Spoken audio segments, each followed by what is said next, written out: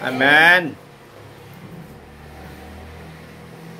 Agyaman tayo manan kakapsat iti intat ti Apo nga gundaway tayo nga makangeg iti sasauna kas encouragement iti tunggal may sa kada tayo ti daytoy harati. Anyaman ti pagdadaanan tayo kakapsat. We just trust the words of God. Amen. Doon lang po tayo kakapit sa mga salita ng Panginoon nating mapapakinggan at ito'y hayaan po nating mag-work yung salita ng Panginoon sa ating buhay sa araw-araw. Amen. Ang ating mapag-aaralan ngayong gabi, mga kapatid, ay nakuha sa Luke chapter 9, verse 29. It says, habang siya'y nananalangin, nagbago ang anyo ng kanyang mukha at ang kanyang kasuotan ay nagniningning sa kaputian. So, praise the Lord. Hallelujah. Iti title na kakabsat, The Quality of Life.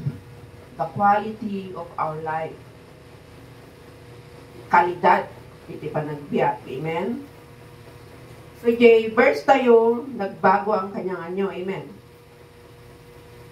So, who wants? Iti biyag na dati mabalbaliwan. Sino ti mayat? Kakabsat. Amen. Dati mabalbaliwan iti panagbiag na. Natural tayo pong lahat gusto ng pagbabago. Amen? Tayo pong lahat, one changes. Iti panagbiag tayo. So, kung kaya tayo iti panagbalbal o iti panagbiag tayo kakabsat, inyang aspeto iti panagbiag mo, when inyang area iti panagbiag mo, iti kayat mo nga ma-change or masupatan, mabalbaliwan. Ano nga area? Ato nga area, iti kayat tayo nga mabalbaliwan, iti panagbiag tayo. At iti may isang example kakabsat, iti dumakada tayo, kayat tayo nga mabalbaliwan, iti appearance tayo. Amen? Example, nga mabalbaliwan tayo appearance tayo, nagagay patak na akong ti abong na. Ipa-plastic surgery, tapno, agbalin nga, natangos, kasla Amerikano. Amen. Di na tumamat, minongte, adong nga, glota tayo, tapno pumudaw. Amen. Agi jay, iti some changes, iti appearance lang, iti makikita lang, iti war.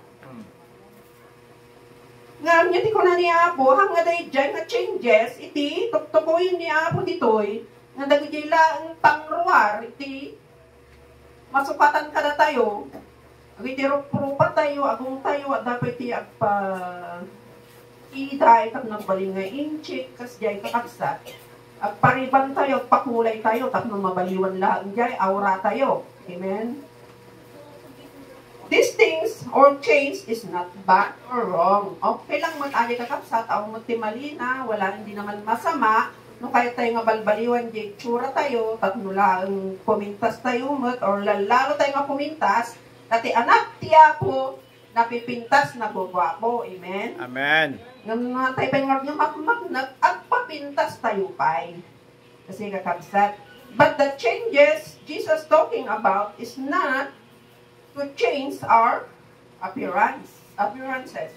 Nga gito'y, intad na nga tsura tayo, nga dahil hindi kayo nasakul nga sukatan tayo. Like what happened to Jesus in the mountain, hindi na pa nagkarara, hindi mountains abort. God, nagbalbalo iti, anyo na. Uray lang sumilap sila. Amen? Amen. Kung hindi man kagaya na nangyari kay Jesus, na nagniningning, iti panagbaliw tayo kakabsat, at least kakabsat, habang andito po tayo sa lupa, magningning din tayo, magkaroon ng liwanag. Haranasan natin yung liwanag na binibigay ng Panginoon. Or, otherwise, tayo ang maging liwanag o ningning sa mundong ito. Amen? Amen. Ganun po yung ningning na sinasabi ng Panginoon dito o yung umukutik-kutita. Ati anak ti Kristiyano kanot malasin da. Hindi kung impintas kasi. Ay, kasi nga talaga ti Kristiyano, kung natin niya kakabsat. At blooming. Kasi niya pa iti. Kahit tayo masukatan, ado, kakabsat kaya tayo mapapintas iti balbalay tayo, or else, agiti nga banbanag, iti kaya tayo masukatan. Ang tayo nga mo niya, di bagbagan niya po, Isus, nga dapat nga masukatan, iti panagbiag tayo, tapnon mabunod tayo, that quality of life, nga kayat ni Apo para kada tayo. Ano maminsan kakabsat, no nag-change iti life status tayo, at yung magitaon niya kakabsat, nakangato matanggi-tingod na, pati timid na, kakabsat. Tapos lahat ng amuyay karubanan. Kasi dyan iti changes, nga mag-aramid kada tayo, agad iti epekto na idado mga changes, no matuti kwarta, ng matuti status ti biyag mo, di tao no maminsan, sumurot, gumato magtanjay, tangag na, kakabsat. Ngamhan ko mga kadagitoy, nga gapulang, bimak nang ka. Kat nagbayo mo taniti, katataom. Mistake mo lang ay kakabsat. Nga don't look ichay kwarta, tap nun ikasjay mo ti karuba mo, no kamam mo, nga nung nagkaroon ka ti kwarta kat, ikasjay ka magtan kakabsat, haan kuma. Kaya kung nakakabsat iti may isang libro, The Poorest People in this earth. Kaya dalaan katakwada kakabsat ka, kwarta. Amen? O, so gano'n nagaluray ato ti kwartam, kaganti ka papanglawan, sulang iti adaken ka, di kwarta lang kakabsat. Pero dem amo di karubang. Amen? Amen. Pero hindi pera ang dahilan parang buhay ay natin ay magningning. Hindi lang po yung pera, porque may pera ka na ay magniningning ka. Hindi lang po yun. Hindi lang po pera ang dahilan para po tayo maging masaya. Maging masaya ang buhay natin. Kundi, ano po yung magpapaningning sa atin? Ano po yung bagay na magpapasaya sa ating buhay? Kundi ang mga bagay-bagay na hindi nabibili ng pera. Amen? Amen. What are the things that money cannot buy? Ano kaya mga yon? Kahalos amin mo tagkamagatang te kwarta. Amen? So there's one basic na hindi po pwedeng tumbasan ng pera. That's number one is relationship. Amen. Yung relationship mo, yung relasyon mo, lalo iti unang ti pamilyang kakabsat. Awan, iti kwarta, nakatumbas na, iti relasyon mo, iti pamilya. As di testimony ni Sir Josie, relasyon iti pamilya, kat napaka-importante. At no dumtang iti sitwasyon nga kay pagayatan, ada iti pamilya, mga kumputang, ada iti pamilya, mga sandala, ada iti pamilya, mga kumarayam. Amen? Amen. So, nga relasyon, iti may isa nga pamilya, lalaki, unag ti pamilya nga rin kakabsat, kat napaka-importante, more than money. Amen? Amen. Uray no, daan kay ti kwarta kakabsat, nawan mo't di relasyon mo, iti pamilya, di kakabsat mo, inang mo. Useless po yung pera natin. Amen? It is good to possess money kung na nakakabsat. The danger is, if money possess you. Amen? Amen. No dahil yung kwarta, iti mang pataray ka, yun po ang mali. Maganda po ang may pera. Gusto ko po ng pera. Kaya bigyan niyo po ako. Gusto ko po yun. Pero wag po tayong paalipin sa pera. Amen? Amen. Gamitin po natin ito sa magandang paraan. Dahil po, hindi maiaangat ng maraming pera, ng milyong pera, ang quality ng buhay natin. Amen? Kundi ang pera, yun po ang kadalasan na nakakasira sa relasyon sa pamilya. Amen po ba? Amen. Sample po, in the family, paano po nakakasira ang pera? Hati-hati ng mana, away-away sa mana. Amen? Nagbasit nga balay, pag-aapaan. Nagbasit nga taltanon, pag-aapaan, ti pamilya. Amen? Yun po nakakasira ang pera sa mga relasyon sa pamilya natin. Other things in the neighborhood, sa ating mga kapitbahay, paano po nasisira ng dahil sa pera? Ti panagkakaruba tayo kakabsat. O, no, panakimutan yung garita ni sister niya palayan. Kanak mo napautang, at sakit tinakon ko. O, nadadaol ang chay, panagkaruba mi. Because of money. Amen? Ano pa? Even inside the church. Issue, iti kwarta, iti inside the church, nga mabalin nga makadadal, iti relasyon tayo bilang may isang congregation, may isang grupo, may isang iti church. Madadahal ka po lang iti pera. Gusto nga kakapsat, don't value the money. Value the relationship. Amen. In the family, in the church, in the neighborhood. Amen? In your friends. Sa mga kaibigan natin. I-value po natin yung relasyon natin. Huwag po natin i-measure sa pera yung pagkakaibigan natin, yung bilang isang pamilya, bilang magkapitbahay. Huwag po natin sukatin sa pera. Amen. Amen? Example ba ng mga nakakasirang pera? You have a business. Anong ginagawa mo sa business mo? Overpricing ka. Pera, pera, pera. Income. Nakakasakit ka ng customer. Imbis na nakakatulong ka, hindi. Pinapahirapan mo yung mga customer mo, overpricing ka kasi gusto mong kumita ng malaki. Hindi mo iniisip din yung mga bumibili. Amen? No, tapi kurang da nga piso, sublima. Ganun po. These are the people not happy. No, kasi di value money, handang naragsakat sa ato, daw do kwartada, mamati kayo, nagaya do kwarta na kayo, makaturturog da nga ta. Because these things are temporary. Hindi nga bandanan kakabsat, temporary yung dalaang. It doesn't add quality and happiness in our life. Handa nga may pangato, dahil kalidad, di panagbiyak, tinaragsak nga panagbiyak. Tinaragsak nga relasyon, di ulang ti pamilya. No, kwarta, tikit-kitaan tayo. Amen? Amen. O, anya pa iti may sapay nga hanga magatgatang kakabsat. Our health, di ba? Ure kasama ka na do kwarta. Binaybay ang mata sarili, kakabsat. How can you enjoy your money? And we must take care of ourselves, our health, our body. And don't work. Then, trabaho ka ng trabaho, matay ka. Respect our body, mga kapatid. Wala kang time na mag-exercise. Wala kang time na mag-relax, magkape-kape lang dyan dahil ang iniisip mo, income, more money. Dapat double job ka pa kasi gusto mo pa ng more na sahod. Uray mo, ang kaya di bagimon. Importante di health kakabsat ang income is important to us. Pero kita di halidad, di bagim, di capability, di health mo, kaya mo ba? Amen. Huwag mong sirain yung katawan dahil lang sa more income. Ibig sabihin, more money, more food smart, di ba? O, ano ngayon di mangyari niyang karapsan nato di pagkain? Kaan ka ng kaan. Agad pumarta na imot ka, takwarta lang ti lala, mura na ganun nga kanon, di ka payag iparanod. Di ka payag iburay, di ka rubang.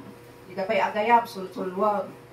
Nagpalitsyon ka, na may isang mga nalay kaan, Tada imot ka garot, takwarta garot, tinapatagken ka. Kinan mo amin na, na-vlog ka na. Di ba?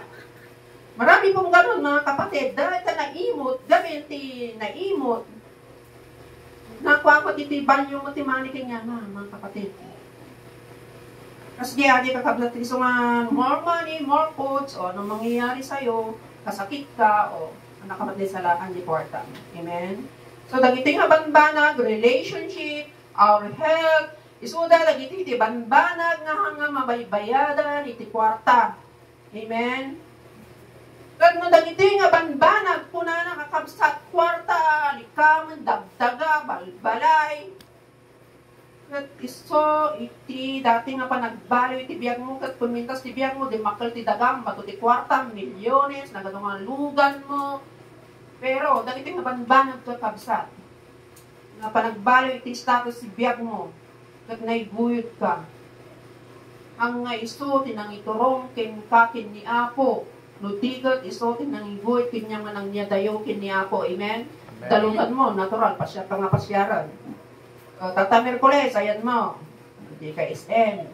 Amen? No, dagiti nga man ba nagkakabsat pa nagbalit status kat isumat iting mangidraw afar from God. Hindi po maganda. Dahil ang gusto ng Panginoon to change is to draw near to Jesus. Anya iti kayat na nga panagbalbali nga mangyari kada tayo kakabsatan. Umasa sidag tayo pay. Iti relasyon tayo iti Apo. Hanga dagiti nga banbanag nga panagbalbali iti biyag tayo, though it's okay, mayat dagiti nga panagbali iti biyag tayo, ngam kuma nga iso iti rason nga madayukay iti ministry iti Apo, iti relasyon mo iti Apo dagiti nga banbanag. Pag nung dagiti nga banbanag kakabsat, iti mangyadayukin ka kini Apo, better ipadawat mo kakabsat.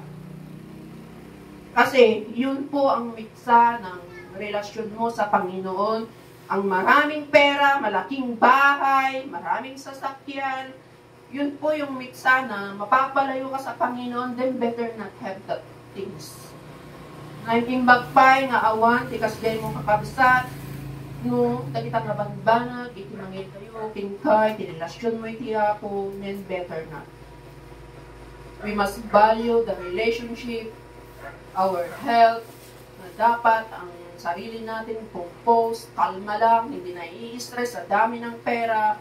Yun po ang kinalulugod ng Panginoon. If you respect your body, na hindi ka na i-stress tungkol sa mga material na bagay dito sa mundo, nalulugod po ang Panginoon sa atin because no, awanan ka kakabsat, the more we draw near to God. Amen? Amen. Kung walang-wala ka, doon ka lumalapit sa Panginoon. Dahil kung maraming-marami ka, may tendency po na makakalimutan natin ang Panginoon. So, ano pang dapat natin gawin? Aglawag tayo kakabsat, kasi kiniya po Jesus. Sumunod tayo kentana. Agsilaw tayo itilubong, nalawag, nadalo, sumurot kiniya po, ipagayatan na, tapnon ti kasta, may angat, iti quality, iti panagbiag tayo, not in material things that money cannot buy. But the relationship in Jesus, walang katumbas po. Di po ba kayo masaya kung may relasyon kayo sa Panginoon? Ibang-iba po yung quality ng happiness, yung quality ng buhay na may Jesus. Amen. Kaysa yung nandito sa mundo, na walang Jesus. May pera pero walang Panginoon. Ibang-iba po yung quality ng buhay. Magkaiba po. Ibang-iba po yung quality ng buhay ng may relasyon sa ating Panginoon. Kaysa yung may pera ka, marami kang pera pero wala kang relasyon sa Panginoon. So these are the two things that money cannot buy. That we should value, we should cherish. The relationship and our health. Yung mga sarili natin, mga disposisyon natin sa buhay. Amen? Wag po tayong paawis sa malaking pera. Wag po natin sirain ang quality ng ating buhay dahil lamang po sa pera. Amen? Amen. Because that money is just temporary in this world. Kailangan po tayo po ang magmanihal sa pera na yan, hindi po tayo ang imamanage ng pera. Amen? Amen.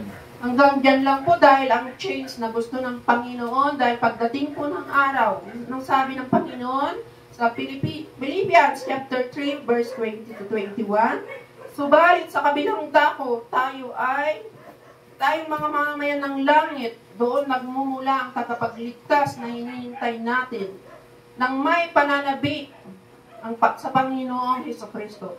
Sa pamamagitan ng kapangyarihang ginagamit niya sa pagpapasuko sa lahat ng bagay, ang ating katawang lupa na may kahinaan ay babaguhin niya upang maging maluwalhating tulad ng kanyang katawan, the glorified body. Amen? Amen. So, napakasarap ang magkaroon ng relasyon sa ating Panginoon. Amen? Yun po ang i-value natin, the relationship sa pamilya, sa mga kapitbahay, sa mga kaibigan, ang ating katawan, ang ating physical na kalusugan is importante po na yun po ang i-value natin, not the money or the material things in this world. Hallelujah. So we sing that worship song. Ganito po kini Pastor Eddie. Conclusion, hindi na ito yung sa kabutihan mo. Yes, oh God. Thank you, Lord, for your ako'y naririto. Hallelujah. Upang magpuri sa iyo. O Diyos, sa kabanalan mo, malulugod ako. Buhay ay ialay ko. Ikaw lamang ang nagtiwalat sa akin. O Diyos, di kita bibiguin. Magtatapat sa'yo, maglilingkod ako. O Diyos, kay buti mo. Ikaw lamang ang natiwala sa akin. O Diyos, di kita bibiguin. Magtatapat sa'yo, maglilingkod ako. O Diyos, kay buti mo. Kapatid, sa gabi ito, napakaganda po yung mensahe ng ating Panginoon. Pahalagahan po natin ang ating relasyon sa ating pamilya. Pahalagahan po natin ang ating relasyon sa Panginoon. Huwag po nating mahalin ang isang tao o ang ating pamilya just because of money. Mahalin natin sila kahit walang pera. Huwag mong mahalin ang tao, huwag mong mahalin ang Diyos dahil sa pera. Kahit walang pera, mahalin mo ang pamilya mo, mahalin mo ang Panginoon. Amen. Napakaganda pong mensahe. Yun pong pagmamahal natin sa Panginoon, yung relationship natin sa ating pamilya, yung relationship natin sa Panginoon, yun yung hindi kayang bilhin ng pera. Amen. Yung kagalakan sa ating mga puso, kapag naipapakita, naipapadama natin yung ating pagmamahal sa ating pamilya at sa ating Panginoon. Amen. Hallelujah. Sa gabing ito, yung message ng song na ating inaawit, napakaganda po. Ang sabi niya, ikaw lamang ang nagtiwala sa akin. Yes, oh God. Marahil sa gabing ito, nawalan ng tiwala sa atin ng tao. Dahil nagkulang tayo, nagkamali tayo sa Kanya. Sinasabi nila, wala na akong tiwala sa iyo. Pero sa gabing ito, kapatid, kaibigan, anumang meron ka ngayon, pasalamatan mo ang Panginoon dahil pinagkatiwalaan ka. Ang Diyos na lumalang sa iyo, nagtitiwala siya sa iyo. Amen. Amen. Minsan pa nga nating awitin, ikaw lamang ang nagtiwala sa akin, Panginoon. Hallelujah. At habang inaawit po natin ito, awitin po natin na nanggagaling sa ating mga puso. Yes, oh God. Hallelujah! Ikaw lamang ang nagtiwala sa akin, O Diyos, di kita bibiguin. Magtatapat sa iyo, Maglilingkod ako. O Diyos, kay buti mo. Ikaw lamang ang nagtiwala sa akin. O Diyos, di kita bibiguin. Magtatapat sa iyo, maglilingkod ako. O Diyos, kay buti mo.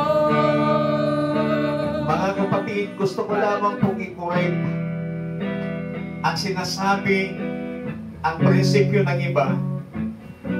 money is evil. Hindi po masama ang pera. Ang sinasabi po ng Biblia, for the love of money is the root of evil. Hindi po masama ang pera, kundi ang masama ay yung pagmamahal mo sa pera. Kapag minahal mo yung pera, sabi ng Biblia, yan po ang pinagmumulan ng lahat ng kasamaan. Kaya may pera man tayo wala, may pera man wala ang pamilya mo, still love your family. May biyaya ka man pero wala, still love your God na siyang nagtitiwala sa iyo. Amen. Panginoon, sa gabing ito, salamat sa iyong masalita na muli mo kaming pinalalahanan na dapat magkaroon kami ng dekalidad na buhay. Salamat dahil ipinaunawa mo sa amin that the quality of life ay hindi sa pamamagitan ng karangyaan, hindi sa pamamagitan ng daming kayamanan, daming pera, kundi yung quality ng buhay ay yung meron kaming pagpapahalaga sa relasyon namin sa aming mga pamilya at lalo higit, meron kaming pagpapahalaga sa aming relasyon sa iyo, Panginoon. Dakilang Diyos, sinabi mo sa inyong masalita that if we have Christ in our heart, we have everything.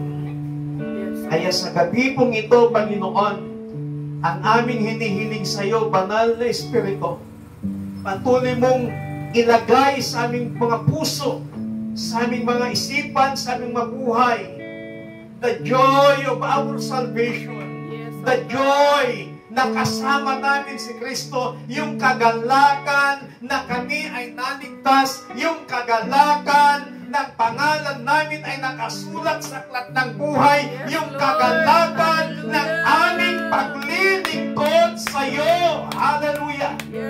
Panginoon, maraming salamat sa iyong lingkod na siya mong ginamit upang kami patuloy na palalahanan at turuan sa pamamagitan ng iyong masalita.